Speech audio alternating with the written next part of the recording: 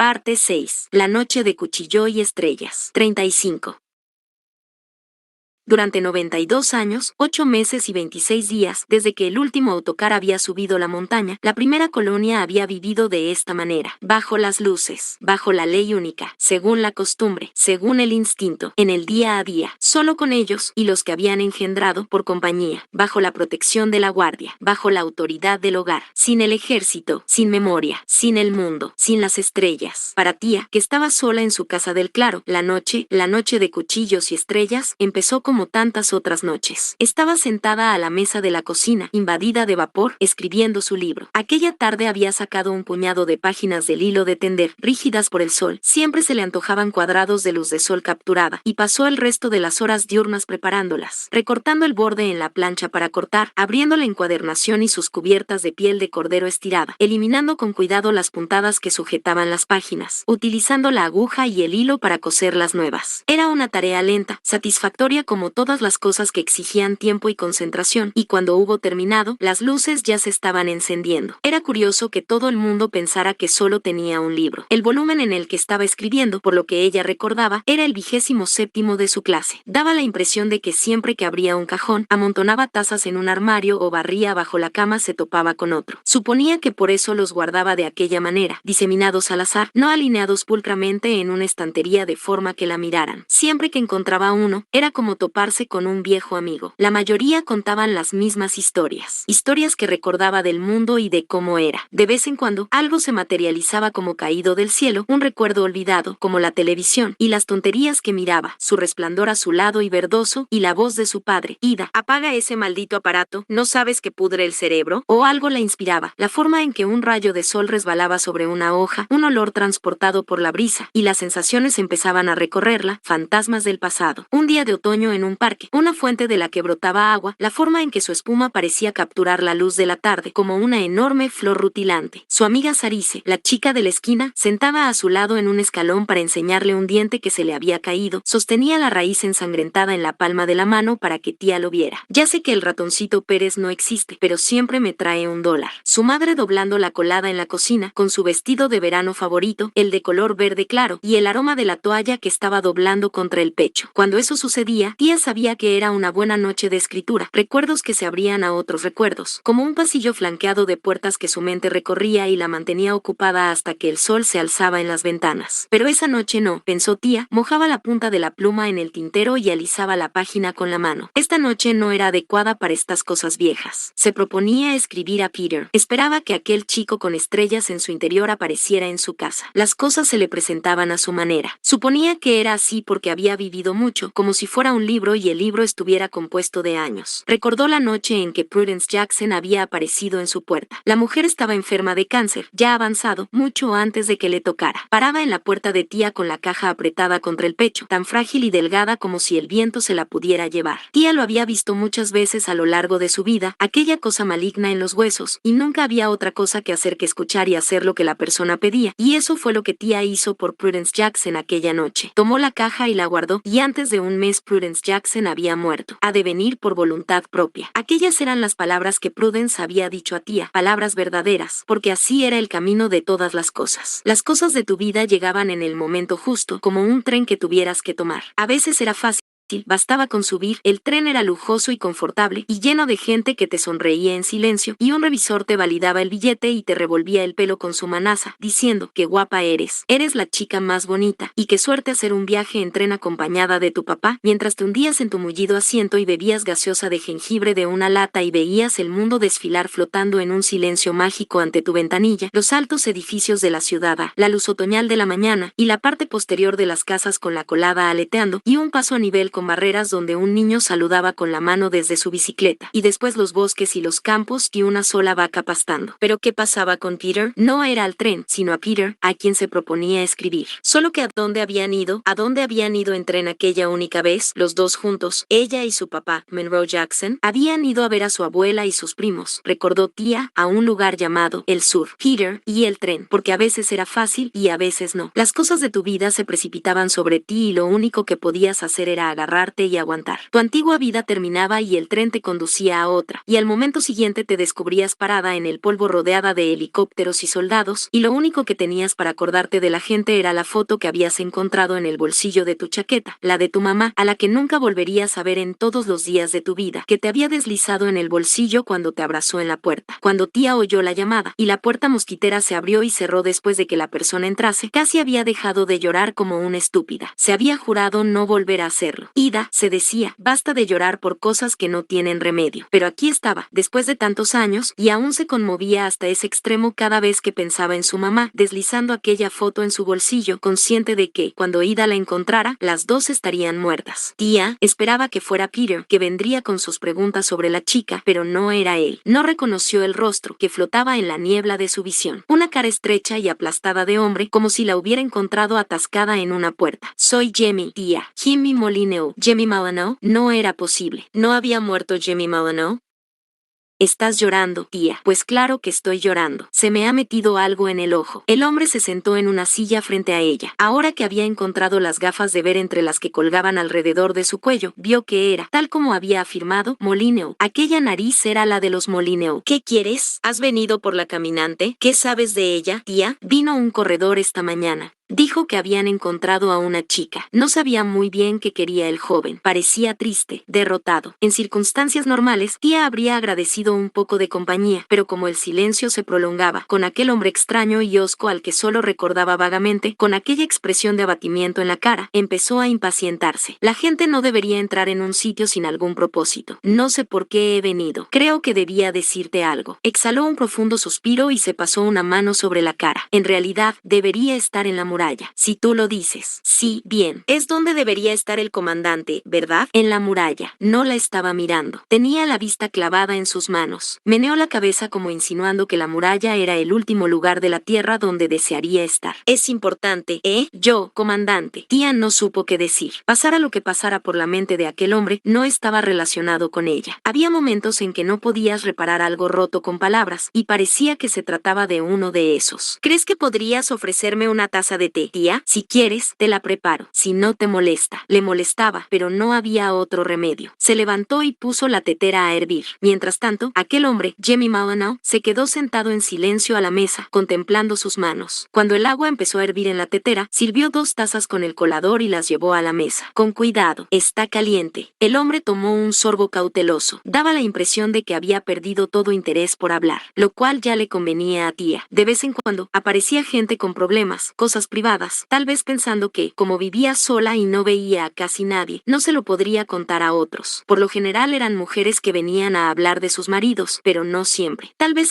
Jamie Molyneux tenía problemas con su mujer. ¿Sabes lo que dice la gente de tu té, tía? Estaba contemplando la taza con el ceño fruncido, como si la respuesta que buscaba estuviera flotando en el líquido. ¿Qué dice? Que es el motivo de tu longevidad. A medida que pasaron los minutos se fue haciendo un pesado silencio. Para concluir tomó un último sorbo de té, hizo una mueca a causa del sabor, y devolvió la taza a la mesa. Gracias, tía. Se puso en pie con movimientos cansados. Creo que será mejor que me vaya. Me alegro de haber hablado contigo. Ha sido un placer. Se detuvo en la puerta, con una mano apoyada en el marco. Soy Jamie, dijo. Jimmy Molyneux. Sé quién eres. Por si acaso, dijo. Por si alguien pregunta. Los acontecimientos que se iniciaron con la visita de Jamie a casa de tía estaban destinados a ser recordados mal, empezando con el nombre. La noche de cuchillos y estrellas fue, de hecho, 3 noches distintas, con un par de días en medio, pero con esos incidentes que estaban destinados a que los relataran no solo cuando acababan de producirse, sino también muchos años después. El tiempo parecía comprimirse. Es un error habitual de la memoria imponer a tales acontecimientos la coherencia de una narrativa concentrada, empezando con la asignación de un intervalo de tiempo concreto. Aquella estación, aquel año, la noche de cuchillos y estrellas. El error fue agravado por el hecho de que los acontecimientos del día 65 del verano, del cual descendían los demás, se desplegaron en una serie de discretos compartimentos de cronología solapadas, sin que ni una sola pieza fuera consciente de las demás. Sucedían cosas en todas partes. Por ejemplo, mientras Odshaw se estaba levantando de la cama que compartía con su joven esposa, Constance, impulsado por una ansia misteriosa de ir al almacén. En el otro extremo de la colonia, Walter Fisher estaba pensando lo mismo, pero el hecho de que estuviera demasiado borracho para levantarse de la cama y atarse los cordones de las botas retrasaría su visita al almacén y su descubrimiento de lo que había en él. otras 24 horas. Lo que estos dos hombres tenían en común era que ambos habían visto a la chica de ninguna parte, cuando el hogar había visitado el hospital con las primeras luces del alba. Pero también era cierto que no todos los que la habían visto de primera mano experimentaron esa reacción. Dana Curtis, por ejemplo, no sufrió el menor efecto, al igual que Michael Fisher. La chica no era una fuente, sino un conducto, una forma de que cierta sensación, una sensación de almas perdidas, entrara en las mentes de las personas más sensibles, y algunas, como Alicia, jamás se verían afectadas. Esto no era cierto en el caso de Sarah Fisher y Peter Jackson, quienes habían experimentado sus respectivas versiones del poder de la chica, pero en cada caso, sus encuentros habían adoptado una forma más benigna, aunque inquietante, un momento de comunión con aquellos de sus seres queridos que habían muerto. El comandante Jimmy Malineaux, que acechaba en las sombras delante de su casa, en el borde del claro, aún no había aparecido en la pasarela, una causa de considerable confusión para la guardia, que condujo a un apresurado nombramiento de Ian, el sobrino de Sanjay, como comandante pro tem. Estaba intentando decidir si ir o no al faro, matar a quien encontrara en él y apagar las luces. Aunque el impulso de interpretar un acto final tan grave se había ido cimentando en su interior durante todo el día, no fue hasta que escudriñó la taza de té en la cocina de tía cuando la idea cristalizó hasta adoptar una forma específica en su mente, y si alguien hubiera aparecido en aquel momento y preguntado qué estaba haciendo, no habría sabido qué decir. Habría sido incapaz de explicar este deseo, que parecía originarse en algún lugar profundo sin ser del todo suyo. Dentro de la casa estaban durmiendo sus hijas, Alice y Avery, y su esposa Karen. En algunos momentos de su matrimonio, durante años enteros, Jimmy no había amado a Karen como era debido. Estaba enamorado en secreto de Zoe Ramírez, pero nunca había dudado de su amor por él, que parecía infinito e inquebrantable, y su expresión física se encarnaba en las dos niñas, iguales a ella. Alice tenía 11 años y Avery 9. En presencia de sus ojos dulces y tiernos rostros, en forma de corazón, de su carácter melancólico, todo el mundo sabía que se ponían a llorar a la menor provocación. Jimmy siempre había experimentado una fuerza tranquilizadora de continuidad histórica, y cuando llegaban los sentimientos oscuros, como a veces sucedía, una oleada de tinieblas que era como ahogarse por dentro, pensar en sus hijas le rescataba siempre de la melancolía, y no obstante, cuanto más prolongaba su guardia, acechando en las sombras, más se le antojaba que el impulso de apagar las luces no guardaba la menor relación con su dormida familia. Se sentía extraño, muy extraño, como si su visión fuera a derrumbarse. Se alejó de su casa, y cuando llegó a la base de la muralla, ya sabía lo que debía hacer. Sintió un alivio abrumador, tranquilizador como un baño de agua, mientras subía la escalera que comunicaba con la plataforma de tiro 9. La plataforma de tiro 9 era conocida como el puesto de los excluidos, debido a su emplazamiento sobre el reborde. Una irregularidad en la forma de la muralla que alojaba el conducto eléctrico no era visible desde ninguna de las plataformas adyacentes. Era el peor puesto, el más solitario, y allí era donde, Jimmy estaba seguro, Zoe Ramírez se encontraría esta noche. Si bien sus sentimientos todavía debían consolidarse en algo más concreto que un temor anónimo, Zoe también se había sentido inquieta toda la noche. Pero esta vaga sensación de que algo no iba bien se difuminaba debido a otras recriminaciones más personales. La serie de decepciones producidas por el hecho de que le pidieran que dimitiera como comandante. Tal como Zoe había descubierto durante las horas transcurridas desde la pesquisa, no se trataba de un desenlace tan ingrato como había pensado. Las responsabilidades habían empezado a afectarla, y a la larga habría tenido que dimitir. Pero ser despedida no era el método que deseaba. Había ido a casa y se había quedado sentada en la cocina llorando durante 2 horas. Con 43 años, solo le esperaban noches en la pasarela y alguna comida obligada con Kurt, que tenía buenas intenciones pero se había quedado sin cosas que decirle hacía unos 1000 años, más o menos. Solo contaba con la guardia. Kurt estaba en los establos como siempre, y durante 1 o 2 minutos deseó que estuviera en casa, aunque mejor que no, pues lo más probable sería que se hubiera quedado parado ante ella con aquella expresión de impotencia en el rostro, sin hacer nada por consolarla, pues tales gestos estaban más allá de su capacidad de expresarse. Había albergado 3 hijos muertos en su interior, 3, y ni siquiera entonces había sabido qué decir. Pero eso había sido años atrás. La culpa solo era de ella. Eso era lo peor. Aquellos estúpidos libros, solo los había encontrado en comercio y manufacturas, rebuscando en los contenedores donde Walter guardaba las cosas que nadie quería. Todo por culpa de aquellos estúpidos libros, porque en cuanto había abierto las tapas del primero, hasta se sentó en el suelo a leer, con las piernas dobladas como una pequeña en el círculo, se sintió absorbida por las palabras, como agua por un desagüe. Caramba, pero si es el señor Talbot Carver, exclamó Charlene de Fleur, mientras bajaba las escaleras con su largo vestido de gala, con una mirada francamente alarmada al ver al hombre alto y ancho de espaldas parado en el vestíbulo con sus polvorientos pantalones de montar, la tela bien apretada contra su forma viril. ¿Cuáles son sus intenciones al venir aquí, en ausencia de mi padre? La bella del baile, de Jordana Mixon, de Passionate Press, Irvington, Nueva York, 2014. Había una foto de la autora en la contraportada. Una mujer sonriente con puñados de pelo oscuro ondulado, reclinada sobre un lecho de almohadones de encaje. Llevaba los brazos y la garganta desnudos. Se tocaba la cabeza con un peculiar sombrero en forma de disco, un sombrero que no era lo bastante grande para protegerla de la lluvia. Cuando Walter Fisher había aparecido junto al contenedor, Zoe ya había llegado al tercer capítulo, y el sonido de su voz fue tan molesto, tan ajeno a su experiencia con las palabras de las páginas, que pegó un bote. ¿Algo bueno?, preguntó Walter, con las cejas arqueadas inquisitivamente. Pareces muy interesada. Siendo tú, continuó Walter, te dejo toda la caja por un octavo. Zoe tendría que haber regateado, era lo que hacía siempre con Walter Fisher. El precio nunca era el precio, pero ya los había comprado en su corazón. De acuerdo, dijo, y levantó la caja del suelo. Trato hecho. La amante del teniente, hija del sur, la novia rehén, señora por fin. Zoe no había leído jamás algo parecido a esos libros. Siempre que Zoe imaginaba el tiempo de antes, el pensamiento era sinónimo de máquinas, coches, motores, televisores, cocinas y otros objetos de metal y cables que había visto en Banning, pero cuyo propósito desconocía. Suponía que también había sido un mundo de personas, todo tipo de personas, que se dedicaban a sus cosas en el día a día. Pero como esas personas habían desaparecido, dejando tras de sí tan solo las máquinas averiadas que habían fabricado, solo pensaba en máquinas. Y no obstante, el mundo que encontraba entre las cubiertas de estos libros no parecía tan diferente del suyo. La